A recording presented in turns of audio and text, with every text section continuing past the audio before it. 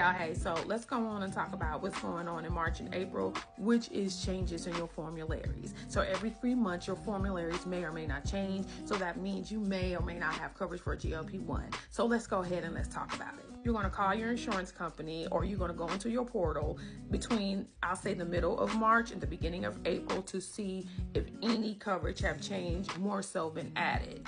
All right, once you do that, call your PBMs and you need to ask them, what's the criteria? What do I need to do to get prescribed from my physician for a GLP-1 medication? Once they tell you the criteria, okay, write it down. Don't say no more. Don't say no less. Go to your doctor.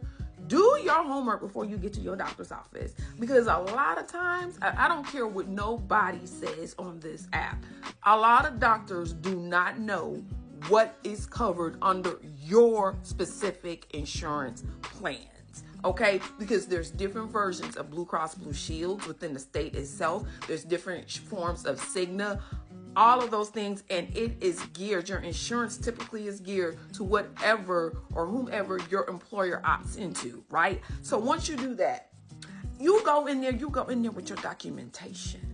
Okay, you need to be prepared to tell your physician what you have tried and failed, what you've done, medications you have taken. That is the time you need to update your medication list and your allergy list. So if they've given you metformin and it didn't work for you, add that to the allergy and intolerance list. If you tried Ozempic and it did not work for you, add that to that allergy and intolerance list.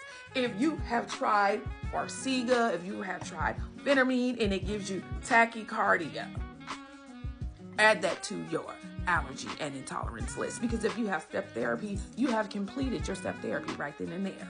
All right. So then once you get to talking, you tell your doctor, my mama and my daddy, they have a history of diabetes, hypertension. That plays a part in your PA as well. Okay. When you go in there, you want to be able to state your case. You don't even blink. Let him know. Watch him. Look at him or her eye to eye. Let them know that you are serious, that you want to get your GLP-1 medication. And this also will help you with the PA process, because a lot of you guys don't know the PA process. It's about diagnosis codes, your charts, and your labs. Get your labs done. If you have labs prior to starting a GLP-1, whether it's compound or retail, get those labs. Those labs tell your story. Those labs basically say, hey, prior to these medications, this is what I was looking like. But now these medications have helped my comorbidities tremendously. So, this is why we're requesting it. You want to get your labs done, even on a GLP-1 medication, whether it's retail and whether it's compound. I don't care if you are with a telehealth and they don't require labs, get your labs done, because your PA will be denied for a lack of labs. You want documentation. Okay? Now, I hope this tip and trick help you. Of course, if you have any questions, hit your girl up. All right? You have a good day.